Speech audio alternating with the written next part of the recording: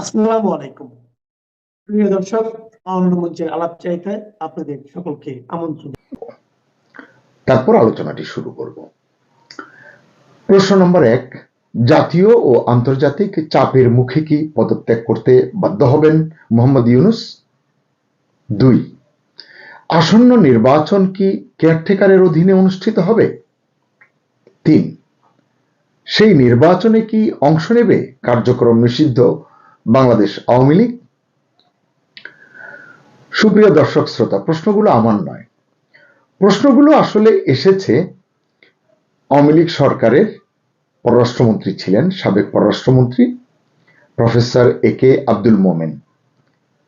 তিনি the daily রিপাবলিকে একটি সাক্ষাৎকার দিয়েছেন এবং তাদের কাগজে তার একটি নিবন্ধ ছাপা হয়েছে। এই দুটো পড়ে আমার এই প্রশ্নগুলো আমি খুঁজে পেয়েছি, এগুলো আপনাদের সঙ্গে শেয়ার করব এবং সাক্ষাৎকারে তিনি কি কি বলেছেন তার মূল বিষয়গুলো আলোচনা করব। যে প্রশ্নগুলো আমি তুললাম এই প্রশ্নগুলোর উত্তর হিসেবে এক ধরনের রূপরেখাও কিন্তু তিনি তার সাক্ষাৎকারে তিনি তুলে ধরেছেন।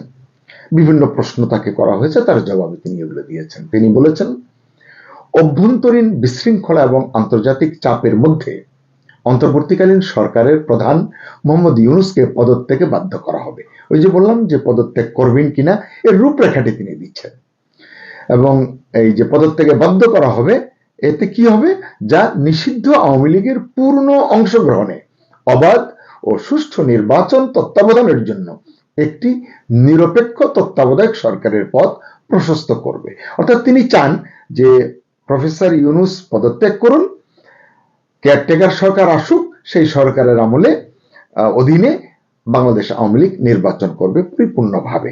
এটি তার চাওয়া প্রত্যাশা, তার জায়গা থেকে তিনি এটি করতেই পারেন। আমরা দেখব যে তিনি আর কি কি বলেছেন।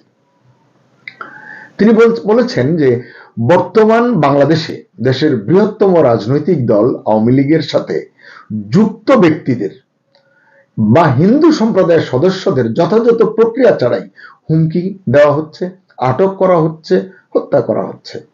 এই অভিযোগ বিভিন্ন জায়গা থেকে উঠছে। এটি প্রফেসর মোমেনও এটি করলেন।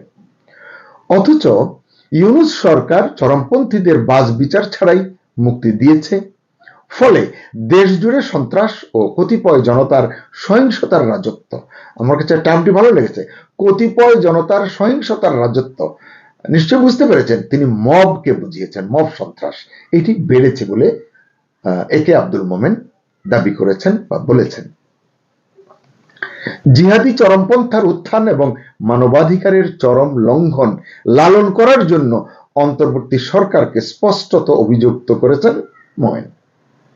তিনি বলেন, আওয়ামী লীগ সমর্থকদের নিশ্চিহ্ন করার পথ বেছে নিয়েছে অন্তর্বর্তী সরকার, মানে প্রতিহিংসার রাজনীতি মোহাম্মদ ইউনূস করছেন, এটি তিনি বলেছেন।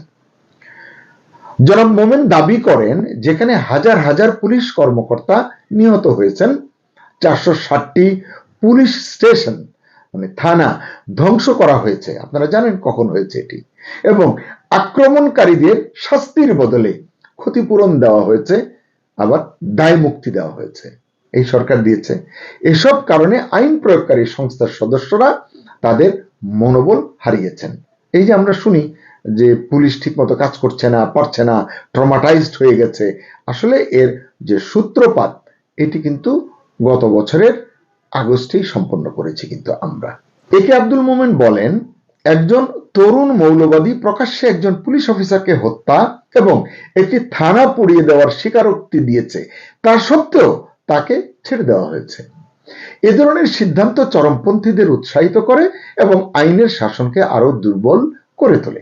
আসলে এই ধরনের আলোচনা আমরা করি, অনেকেই করেন, এবং সরকার যে এগুলো করছেন তারাও কিন্তু এগুলো বোঝেন, মানে সরকারের কর্তা ব্যক্তিরা তারাও কিন্তু বোঝেন, কিন্তু তারা তাদের এজেন্ডার বাইরে যাচ্ছেন না, যাবেন না, এটি হচ্ছে তাদের ধনুক ভাঙাপন। এখন সেটি নিয়ে সাধারণ নাগরিক হিসেবে আমরা কি করতে পারি? প্রতিবাদ করা ছাড়া, এটি নিয়ে আওয়াজ তোলা ছাড়া তো আর কিছু করবার নেই। অধ্যাপক মোমেন বলেন, 2024 সালের আগস্ট থেকে বিচার বহির্ভূত হত্যাকাণ্ড 400% বৃদ্ধি পেয়েছে এবং প্রায় 6700 জনকে জনতার হাতে পিটিয়ে হত্যা করা হয়েছে। গণমাধ্যমের উপর সাম্প্রতিক হামলার কথা উল্লেখ করে তিনি বলেন যে জিহাদি গোষ্ঠীগুলো দুটি প্রধান সংবাদপত্র পুড়িয়ে দিয়েছে, আপনারা জানেন অতি সাম্প্রতিক ঘটনা, প্রথম আলো এবং ডেইলি স্টার। এর কারণ হিসেবে তিনি বলছেন যে এই কাগজগুলো নাকি জরিপ প্রকাশ করেছিল এবং সেখানে দেখিয়েছিল তারা যে আওয়ামী লীগ যদি প্রতিদ্বন্দ্বিতা করে বা করার অনুমতি পায় তাহলে 69% ভোট আওয়ামী লীগ পেতে পারে। তিনি বলতে চাচ্ছেন যে ক্ষোভটা আসলে সেখান থেকেই এসেছে, হতে পারে। তিনি বলেন পাকিস্তান, আফগানিস্তান এবং মধ্যপ্রাচ্যের আন্তর্জাতিকভাবে পরিচিত মৌলবাদী নেতারা, মানে অনেক নেতা, তরুণ জিহাদিদের বাংলাদেশে প্রশিক্ষণ দিতে বাংলাদেশ সফর করেছেন। আপনারা তো জানেন, এটি নিয়ে আমরাও স্টোরি করেছি। কে কি কাজে এসেছে এটি যেহেতু সরকারের তরফ থেকে স্পষ্ট করা হচ্ছে না, অতএব অনেকে সন্দেহ করছেন, এই কথাগুলো বলছেন। আমার ধারণা জনাব মোমেনও সেই আলোকে কথাটি বলেছেন। তার উদ্বেগজনক দাবি রয়েছে একটি, তিনি দাবি করেছেন যে তরুণ মৌলবাদীরা এখন আগ্নেয়াস্ত্রে সজ্জিত হচ্ছে। মোমেনের মতে ইউনূসের নেতৃত্বে বাংলাদেশ দ্রুত চরমপন্থী জিহাদি ব্যর্থ রাষ্ট্রে পরিণত হচ্ছে। সন্ত্রাসীদের জন্য নিরাপদ আশ্রয়স্থল হয়ে উঠছে বাংলাদেশ। তিনি বলছেন যে এখন দেশের নদী, খাল এবং রাস্তার ধারের জলাশয়ে জাল দিলেই প্রায়শ নাকি মৃতদেহ পাওয়া যায়।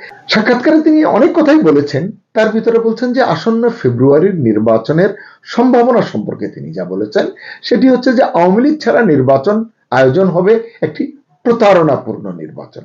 এটি অনেকেই বলছেন, এটি আমরাও বলছি, কারণ এটি বৃহত্তর জনভিত্তি সম্পন্ন দলকে নির্বাচনে না রাখলে যে নির্বাচনটি হবে সেখানে আসলে প্রকৃত চিত্র, জনমতের ফলাফল আমরা কিন্তু পাবো না।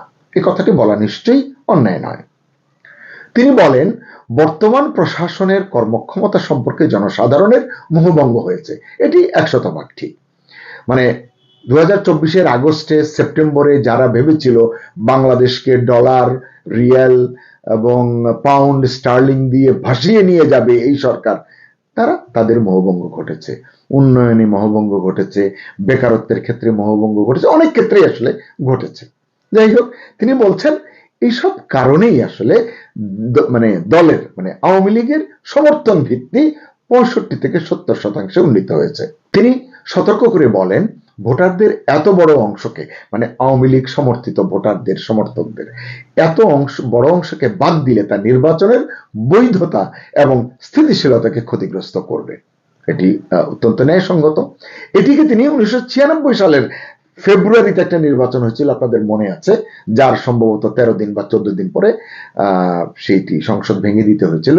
সম্ভবত এটি 1996 সালের 12 ফেব্রুয়ারি হয়েছিল। পরে আপনারা জানেন যে তখন বিএনপি ছিল ক্ষমতায়, তারা এটি জোর করে নির্বাচনটি করেছিল, পরে আবারও নির্বাচন করতে হয়েছে। যাই হোক, আওয়ামী লীগ এবং জাতীয় পার্টি সহ 26 রাজনৈতিক দলের নির্বাচনের বাইরে রেখে যে নির্বাচন করতে চাইছে অন্তর্বর্তী সরকার, তিনি বারবার করে বলছেন যে এটি আসলে দেশের জন্য, দেশের মানুষের জন্য কেবল বিপদই বাড়াবে। তিনি বলছেন অনেক মানবাধিকার সংস্থা, দেশের বিদেশের, জাতিসংঘ, মার্কিন যুক্তরাষ্ট্র এবং যুক্তরাজ্যের আইন প্রণেতাদের অনেকেই তাদের কাছ থেকে একটি অন্তর্ভুক্তিমূলক নির্বাচনের জন্য আহ্বান জানানো সত্ত্বেও সরকার সেদিকে নজর দিচ্ছে না। ভারত থেকে বলা হচ্ছে, বারবার বলা হয়েছে, সরকার সেদিকে কিন্তু নজর দিচ্ছে না। তারা অলওয়েজ একটি বিকল্প সন্ধানে ব্যস্ত। তিনি বলেন দেশের অর্থনৈতিক পরিণতি ইতিমধ্যেই মারাত্মক আকার ধারণ করেছে। বলছেন 393টি কারখানা বন্ধ হয়ে গেছে, দারিদ্র তীব্রভাবে বৃদ্ধি পেয়েছে। তিনি বলছেন 2023 সালে যে দারিদ্র ছিল 17%, সেটি 2025 সালে 25%-এরও বেশি দেশে নেমেছে, এটি তিনি বলছেন। দুর্নীতি, চাঁদাবাজি এবং বেকারত্ব পূর্ববর্তী সমস্ত রেকর্ড ছাড়িয়ে গেছে বলে মনে করেন মোমেন। তার মতে ব্যাংকগুলো ইতিমধ্যেই ব্যর্থ হয়েছে, শেয়ার বাজার কার্যত ভেঙে পড়েছে, এটি আসলে আগেও পর্যুদস্ত ছিল, বিপর্যস্ত ছিল, আরো অবনতি হয়েছে, উন্নতি হয়নি। আয় কমে গেছে এবং লাখ লাখ মানুষ চাকরি হারিয়েছে। প্রতিটি কথা কিন্তু সত্য। এবং বলছেন জাতি ক্ষুধা এবং অনাহারের ঝুঁকির মুখোমুখি, এই আশঙ্কার কথাও কিন্তু অনেকে বলছেন।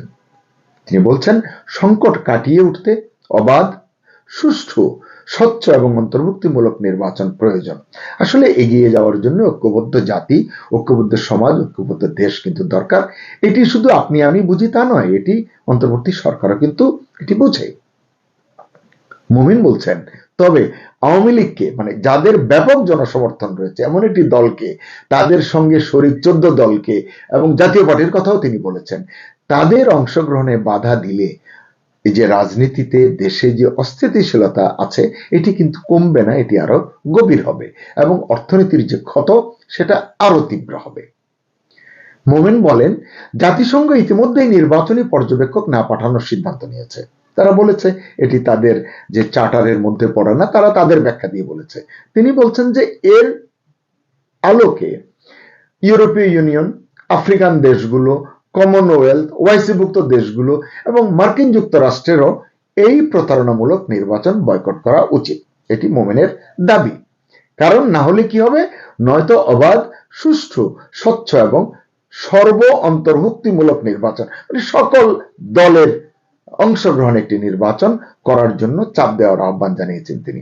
হয় বয়কট করতে বলেছেন পর্যবেক্ষকদের, নয়তো সকলকে নিয়ে একটি নির্বাচনের জন্য চাপ প্রয়োগের জন্য তিনি আহ্বান জানিয়েছেন। এজন্য রাজনৈতিক দলগুলোর উপর থেকে নিষেধাজ্ঞা তুলে নিতে হবে, এটি সঙ্গত। রাজনৈতিক বন্দী এবং সাংবাদিকদের মুক্তি দেওয়ার কথা তিনি বলেছেন।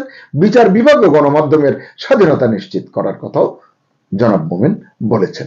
এছাড়া সবচেয়ে গুরুত্বপূর্ণ যে কথাটি তিনি বলেছেন, এত সবকিছু করতে হলে যে কাজটি করতে হবে, সর্বাগ্রে মোহাম্মদ ইউনূসকে পদত্যাগ করতে হবে।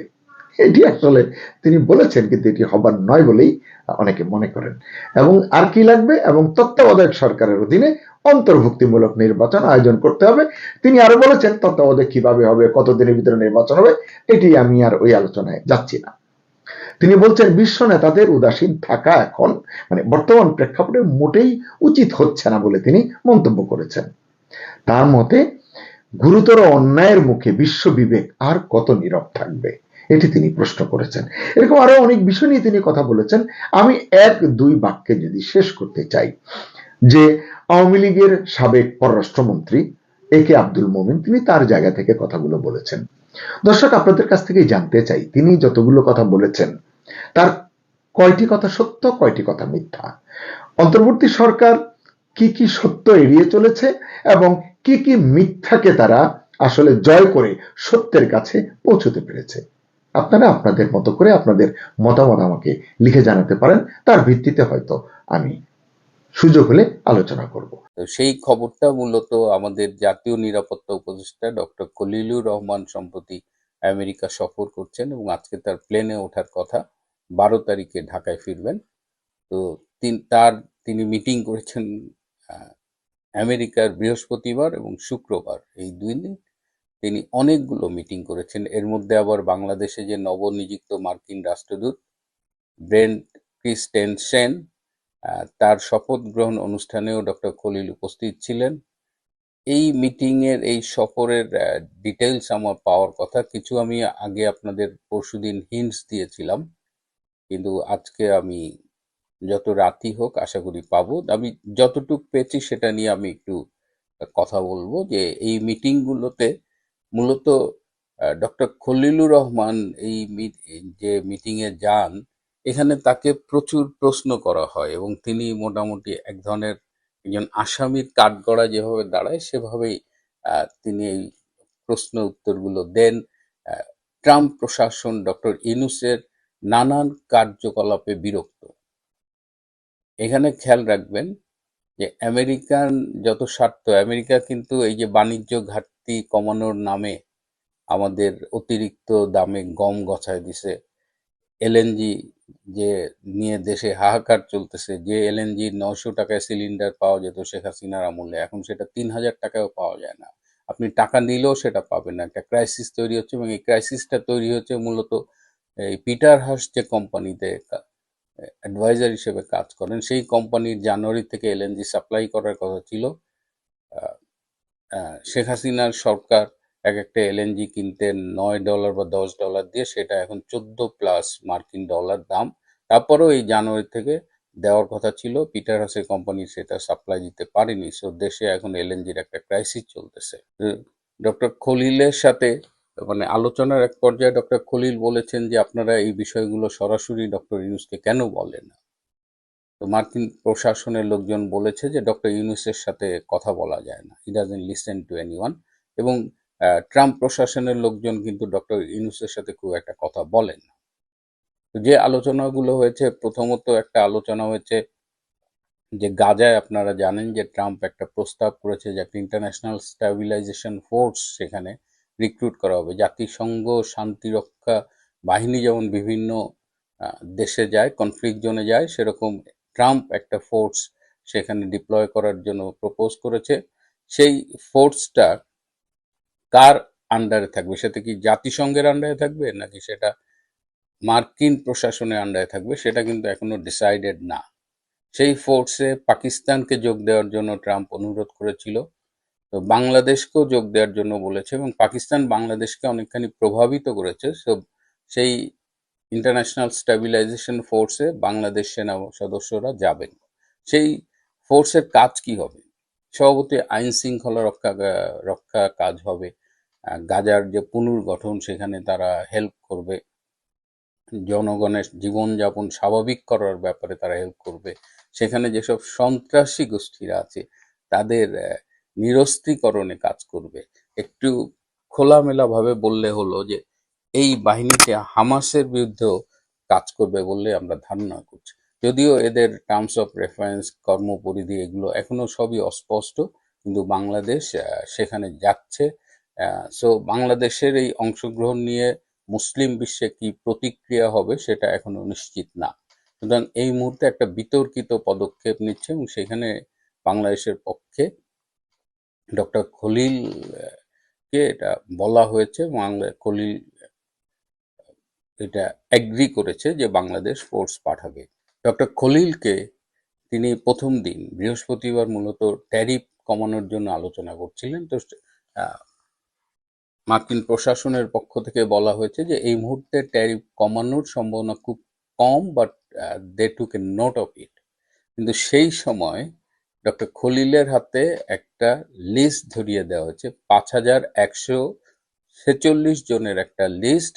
এই বাঙালিরা বর্তমানে আমেরিকায় অবৈধভাবে অবস্থান করছে এবং এদের খুব তাড়াতাড়ি বাংলাদেশে ফেরত পাঠানো হবে। এই তালিকাটি ডক্টর খলিলের কাছে দেওয়া হয়েছে। ডক্টর খলিলের সাথে মূলত 12টি পয়েন্ট নিয়ে আলোচনা হয়েছে। তার মধ্যে একটা অংশ যে এই যে সেন্ট মার্টিন নিয়ে আমরা অনেক কথা শুনেছি। সেন্ট মার্টিনের একটা অংশ যেটা 0.5 কিলোমিটারের চেয়ে একটু বেশি, সেইটা আমেরিকাকে ব্যবহারের জন্য দেয়া হবে। এবং আপনারা খেয়াল করেছেন যে সম্প্রতি আমাদের পরিবেশ উপদেষ্টা বলেছে সেন্ট মার্টিনের একটা অংশ থাকবে রেস্ট্রিক্টেড জোন, যেখানে সাধারণ মানুষ যেতে পারবে না। ধারণা করা হচ্ছে সেই অংশটাই আমেরিকানদের হাতে তুলে দেওয়া হবে। শুক্রবারে সবচেয়ে গুরুত্বপূর্ণ যে আলোচনাটা হয়েছে সেটা হলো যে বাংলাদেশে যে নির্বাচনটা হবে 12ই ফেব্রুয়ারি, সেই নির্বাচনটা কি ফর্মে হবে। আপনারা ইতিমধ্যেই দেখেছেন যে প্রেস উইং এর সুবাদে কিংবা আমেরিকান যে বাংলাদেশ এম্বাসি আছে সেটার সুবাদে একটা প্রেস রিলিজ আমরা দেখতে পাচ্ছি সামাজিক যোগাযোগ মাধ্যমে। যে প্রেস রিলিজে যে কন্টেন্টগুলো আছে সেটা আমাদের এরশাদের স্বৈরাচারী প্রেস নোটের কথা মনে করিয়ে দেয়। ডক্টর খলিলের সাথে কি আলোচনা হয়েছে, তিনি কি কি ফেস করেছেন, তার অধিকাংশ বিষয়ের কোনো রিফ্লেকশন নাই, বরং মন গড়া তথ্যে ভরপুর ওই প্রেস রিলিজ। তো ওই প্রেস রিলিজকে আমরা অবিশ্বাস করতে পারি। ট্রাম্প প্রশাসনের পক্ষ থেকে ইনক্লুসিভ নির্বাচনের জন্য আবারও প্রেসার করা হয়েছে, এবং এই যে নবনিযুক্ত রাষ্ট্রদূত উনি বাংলাদেশে পথে রওনা দিয়েছেন, হয়তো পৌঁছেও গেছেন কিংবা যাবেন। তিনি বাংলাদেশে এসে বিভিন্ন রাজনৈতিক দলের সাথে মিটিং করবেন। নির্বাচন হবে কি না এটা নিয়ে এখনো অনিশ্চয়তা আছে, এবং ডক্টর ইউনূসের উপদেষ্টা পরিষদও নিশ্চিত না নির্বাচন হবে কি হবে না। আমি যখন এই প্রশ্নের উত্তরটি জানতে চেয়েছি, আমাকে বলা হয়েছে নির্বাচন করার ব্যাপারে যেমন একটা প্রেশার আছে, আবার সবাইকে নিয়ে ইনক্লুসিভ নির্বাচন করার ব্যাপারেও একটা প্রেশার আছে। যদি এটাকে পার্সেন্টেজ করি তাহলে একটা পক্ষ চাইছে যে কোনোভাবেই নির্বাচন করে ফেলা হোক, এই পক্ষটা হয়তো 30%, আর 70% চাইছে যে একটা ইনক্লুসিভ নির্বাচন হোক। সেই অনিশ্চয়তার মধ্যে মার্কিন রাষ্ট্রদূত বাংলাদেশে আসবেন এবং এছাড়াও আরো কিছু তৎপরতার কথা আমরা শুনছি যে যেহেতু ডক্টর ইউনূস ফেল করছে এই সরকার চালাতে এবং সে আওয়ামী লীগকে নিয়ে বা ইনক্লুসিভ নির্বাচন করতে চাইছে না, সুতরাং আন্তর্জাতিক একটা মহল এখন চাইছে ডক্টর ইউনূসকে সরিয়ে দিতে, এবং ডক্টর ইউনূস সরে গেলে কে প্রধান উপদেষ্টা হবে সেটা নিয়ে এখন বাংলাদেশে কাজ চলছে। কয়েকজনকে প্রধান উপদেষ্টা হবার জন্য প্রস্তাব দেওয়া হয়েছিল, তারা রাজি হয়নি। এখন একজন অনেক সিনিয়র একজন বুদ্ধিজীবী অর্থনীতিবিদ তার কথা শোনা যাচ্ছে। আর অনেকেই বলছেন যে ডক্টর খলিল প্রধান উপদেষ্টা হবেন। তো ডক্টর খলিল এই বিষয়টি নাকচ করে দিয়েছেন। তিনি হয়তো পুনর্গঠিত উপদেষ্টা পরিষদের সদস্য হিসেবে থাকবেন এবং সেই উপদেষ্টা পরিষদে আরো কারা কারা থাকবেন সেগুলো নিয়েও বাংলাদেশে কাজ চলছে। তবে প্রধান উপদেষ্টা হয়তো অন্য কেউ হবে। ডক্টর হোসেইন জিল্লুরের নাম শোনা গিয়েছিল, কিন্তু ডক্টর হোসেইন জিল্লুরের ব্যাপারে কয়েকটি রাজনৈতিক দলের সুস্পষ্ট আপত্তি থাকায় তার নামটিও বাদ গেছে। সো এখন ডক্টর ইউনূস সরে গেলে কে প্রধান উপদেষ্টা হবে সেটি নিয়ে একদিকে যেমন তৎপরতা চলছে, আবার যে কোনোভাবেই হোক একটা নির্বাচন করবার জন্য ডক্টর ইউনূসদের পক্ষ থেকে আরেকটা তৎপরতা চলতে। তো সেই অবস্থায় আমরা এখনো সেই অনিশ্চয়তায় দুলছি এবং আমাদের দেখতে হবে যে আলটিমেটলি কোন দিকে বাংলাদেশ যায়। এর মধ্যে আরেকটা ছোট্ট ঘটনা ঘটেছে। আপনারা জানেন যে বিএনপির চেয়ারপারসন তারেক রহমান তিনি তার উত্তরবঙ্গে একটা সফরসূচি ঘোষণা করেছিলেন এবং মৌলানা ভাসানীর কবরে যেতে চেয়েছিলেন, রংপুরে আবু সাইদের কবর জিয়ারত করতে যেতে চেয়েছিলেন। এরকম তার কয়েকটা প্রোগ্রাম ছিল, কিন্তু নির্বাচন কমিশনের অনুরোধে তিনি এই কর্মসূচিটা প্রত্যাহার করেছেন। নির্বাচন কমিশন কেন তারেক রহমানকে এই সফর বাতিল করবার জন্য অনুরোধ করলো সেটি খোঁজ নিয়ে আমরা জানলাম যে একটি রাজনৈতিক দল নির্বাচন কমিশনের কাছে লিখিত আপত্তি জানিয়েছে।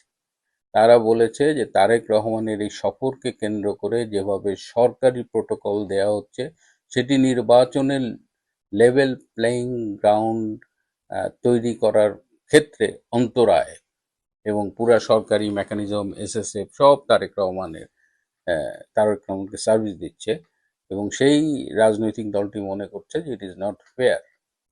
তো তারা তাদের লিখিত অভিযোগের প্রেক্ষিতে নির্বাচন কমিশন বিএনপি তারেক রহমানকে অনুরোধ করেছে এই সফর বাতিল করবার জন্য, এবং সারপ্রাইজিংলি তারেক রহমান তার সফর বাতিল করেছেন। সো এইটা নিয়েও বিএনপির ভেতরে কিন্তু এক ধরনের অসন্তোষ রয়েছে, এবং এটা যেহেতু নির্বাচনী সফর ছিল না সেহেতু তারেক রহমান এই সফরে যেতে পারতেন বলে অনেকে মনে করেন। প্রিয় বন্ধুরা, রাজনীতি একদম মানে ক্লাইম্যাক্সের খুব কাছাকাছি চলে আসছে। So let's wait and see, we may have some good news.